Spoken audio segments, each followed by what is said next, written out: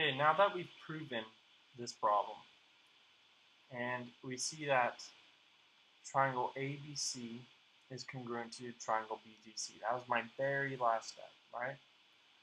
So I know that this triangle is congruent to that triangle. That means that this angle is congruent to that angle.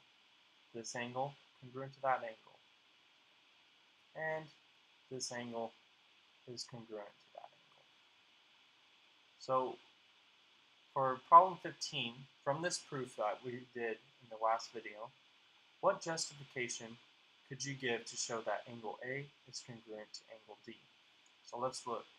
Angle A is congruent to angle D. Well, we were saying that since I knew the triangles were congruent, the smaller parts are congruent, or the corresponding parts. So that's the corresponding parts of congruent triangles are congruent. So this means that if triangles are congruent,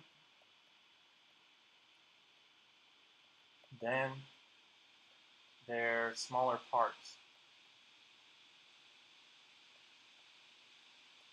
are congruent. So by using this, I had said that from CPCTC, angle A, so angle A is congruent to angle D. Since we know the triangles are congruent, their smaller parts, as we notated in the beginning, are congruent. So angle A is congruent to angle D by CPCTC. So that would be my justification for proving that angle A is congruent to angle